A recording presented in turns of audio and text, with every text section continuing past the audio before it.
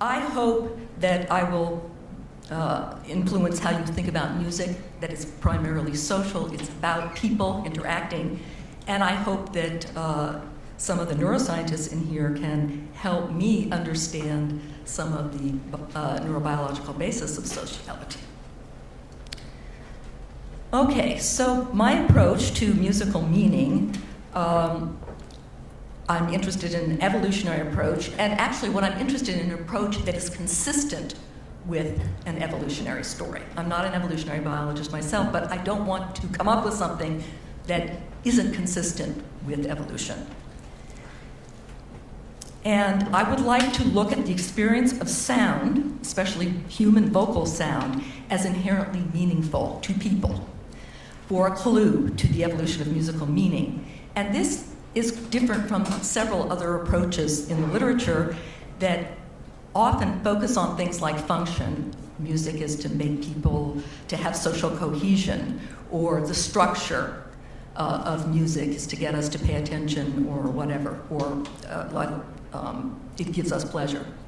And I think those things are there, but the thing I'm going to focus on is the sound of the voice and what we attribute to it. And I think that it emerges from social intelligence. So my story is going to be about the importance of social intelligence to hearing voices.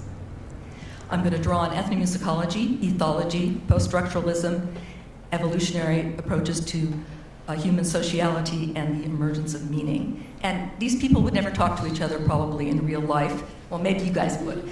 But the point is that I'm trying to find a common ground among people who are working in such different traditions. But I think lots of times people are actually have similar intuitions.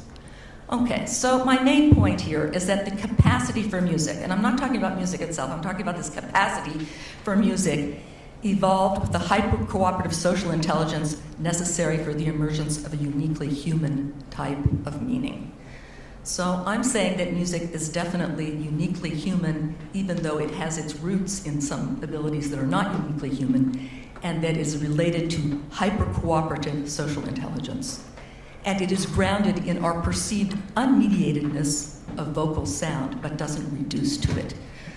So what I mean by unmediated is that this sound seems direct. It seems like it means what it sounds like. It's iconic of something that we think that we know that it is. And in other words, it seems like it's not standing for something else, it just is. And this kind of intuition is what drove people like Rousseau to say, oh, well, music came first before language, and music is, the direct expression of emotions, etc., a lot of which still is in the scientific and humanistic literature about music, these assumptions about the unmediatedness of music. And of course, there are ethological cues which can account for some of it, but it's not the whole story. For example, Cross talks about three dimensions of musical meaning, one level of which he calls this unmediated level. But actually, all symbols are mediated.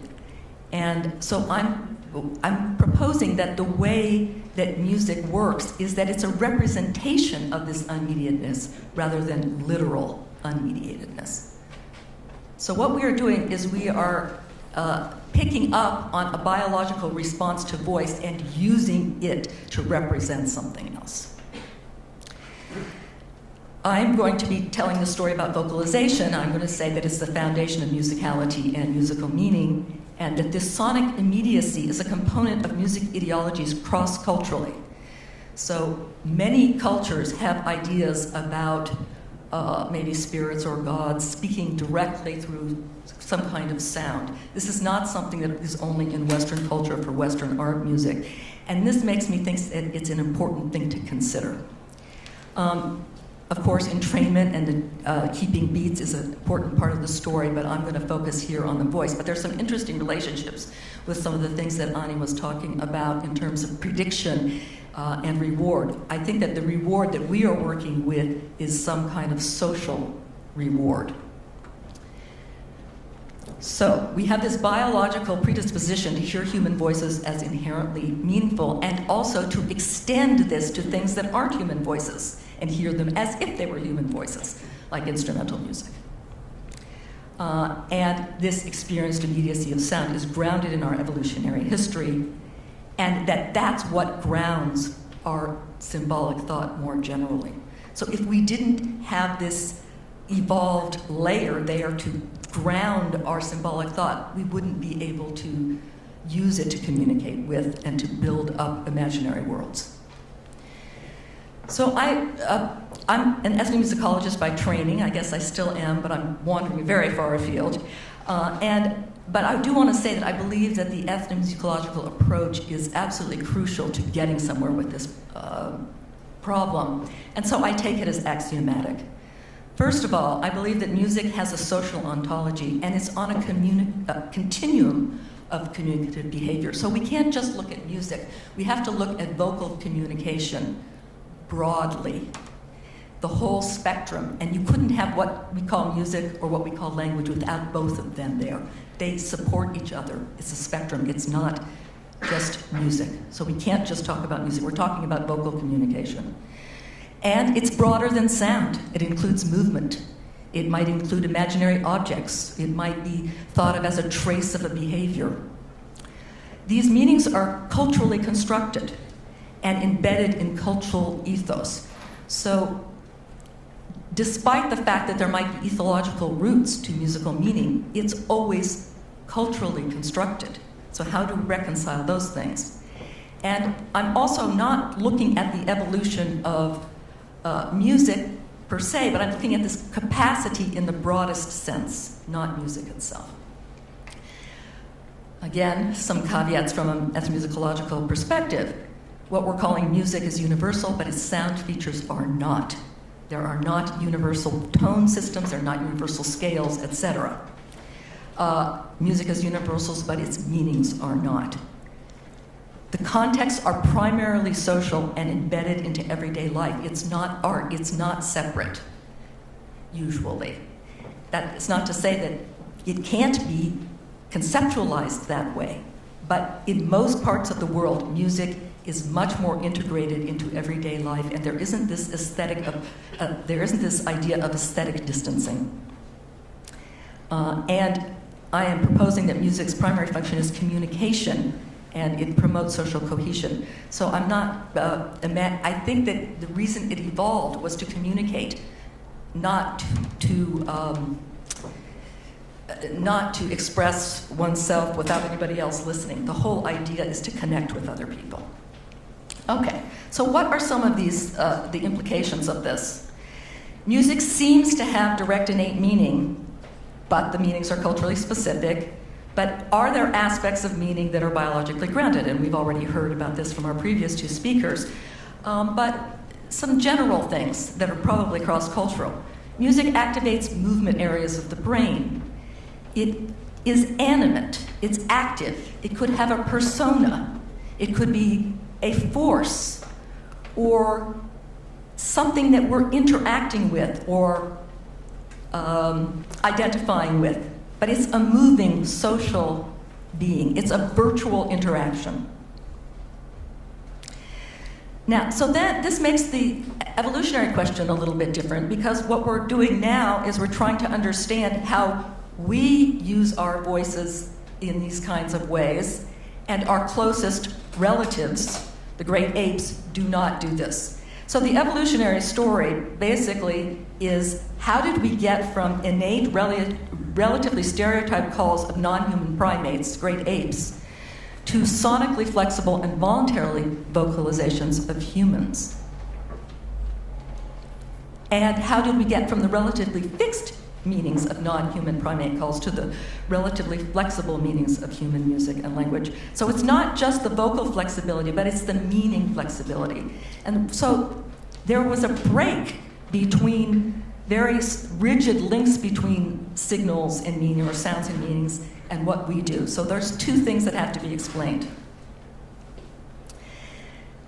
To begin to untangle this, I'm going to actually look at a musical representation of an innate human call, or what David would call a signal, which is crying.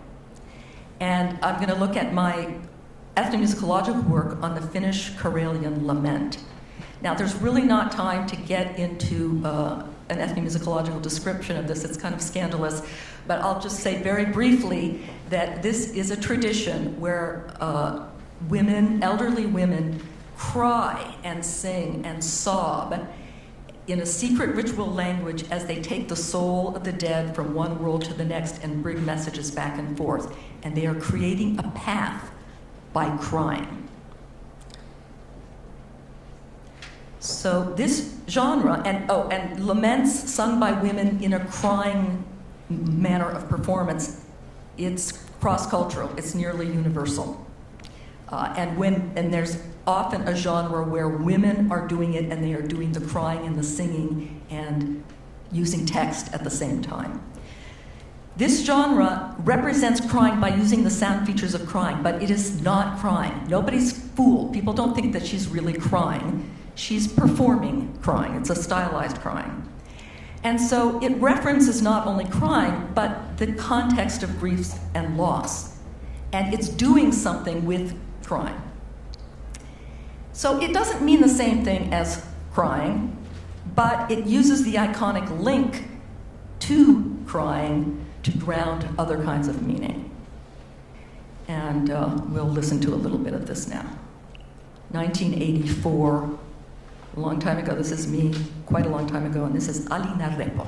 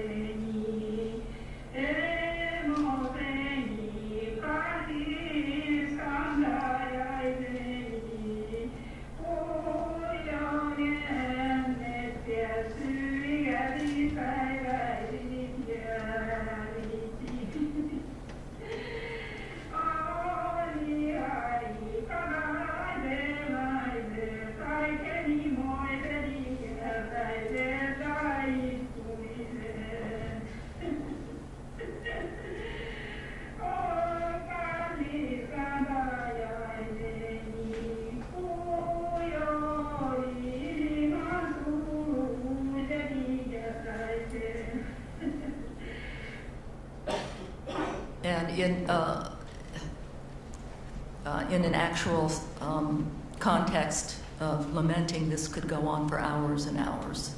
And the idea is to get everybody else to cry. She was such a good lamenter, she could make even a stone weep. So, the lament. It's modeled on crying, but doesn't mean crying. It has larger references. And I'm proposing that what's happening in the lament is happening in music more generally, or even in vocal sound more generally, but especially music, that it refers to this innate meaning, this crying signal, but doesn't actually have, it's not the same as what would have been that innate meaning if it were actual crying. Okay, so what has happened is the first step is you recognize that it's an icon of crying. But then, if it's an icon of crying and not actually crying, at that point, it could stand for anything. But then again, it doesn't. It goes back.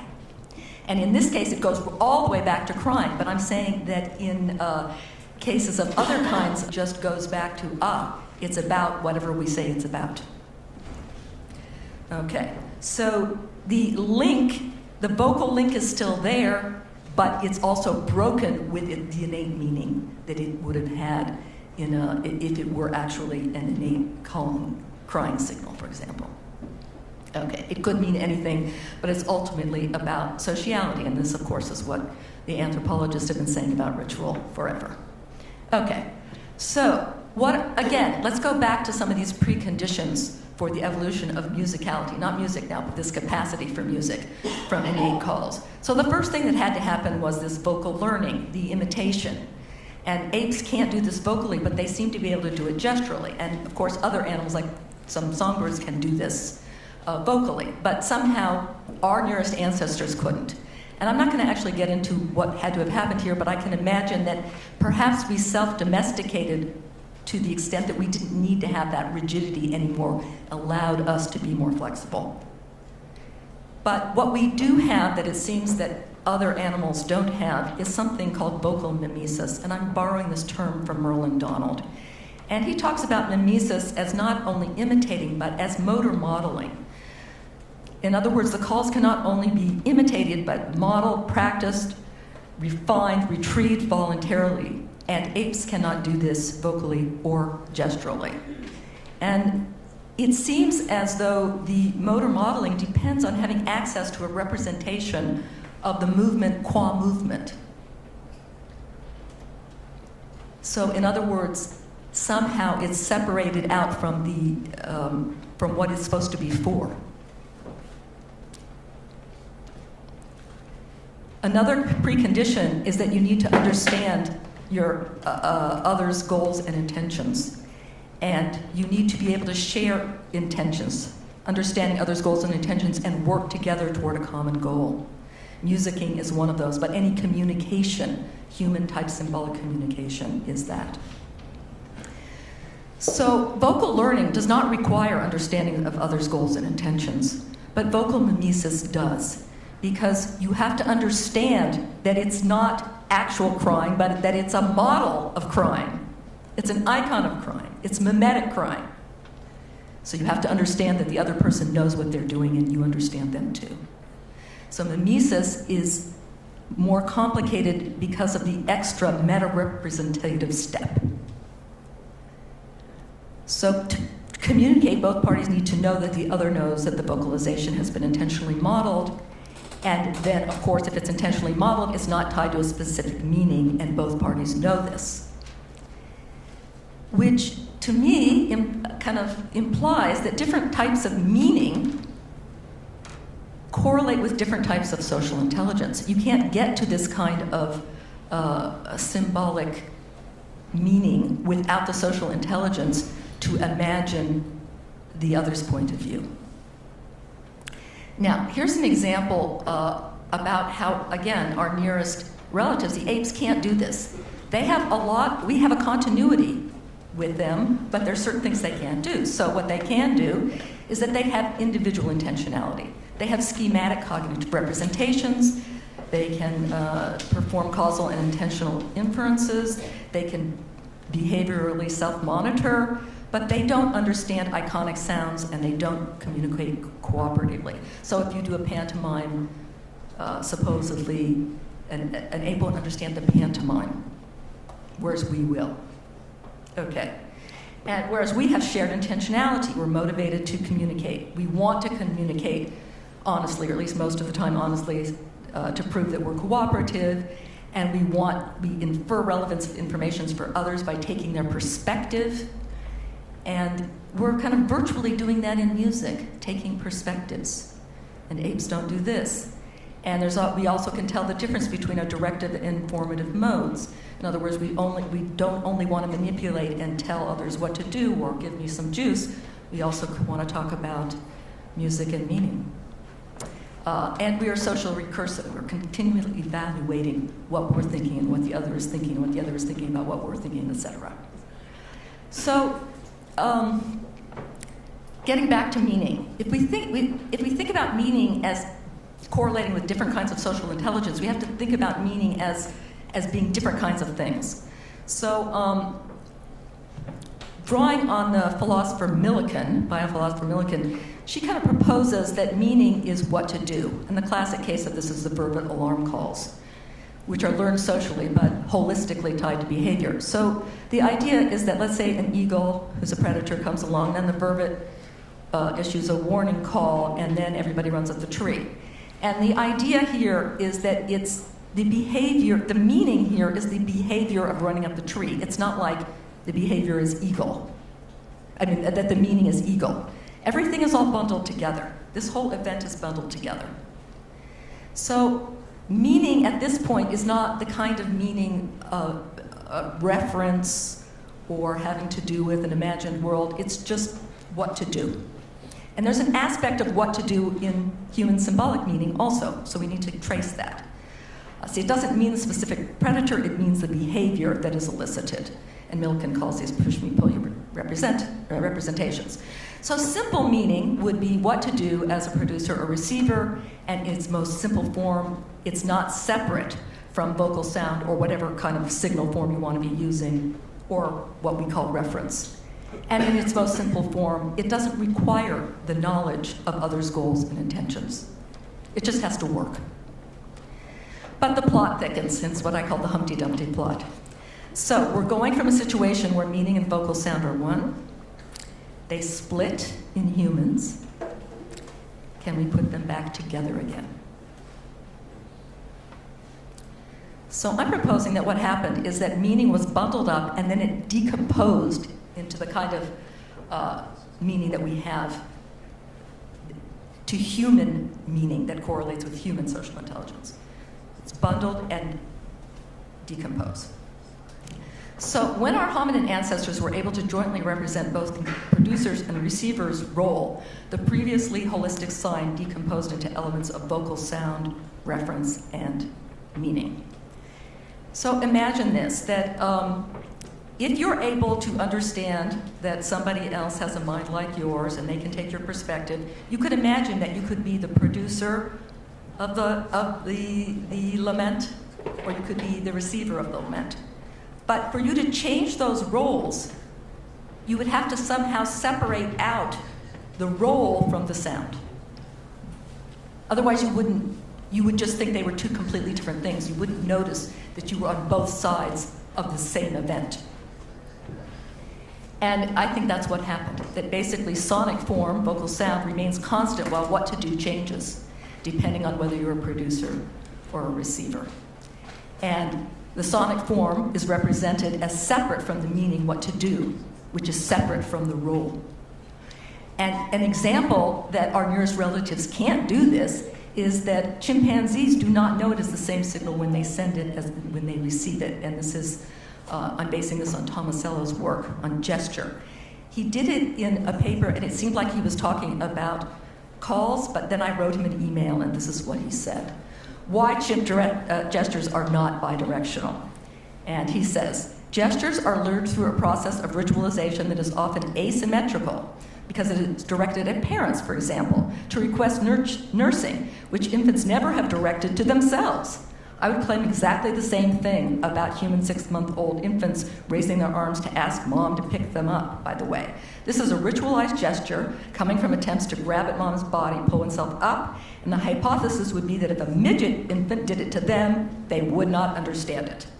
The ritualization process is basically about each individual expecting the other to do something and anticipating it from one side of the interaction. Okay, but what we do is role reversal.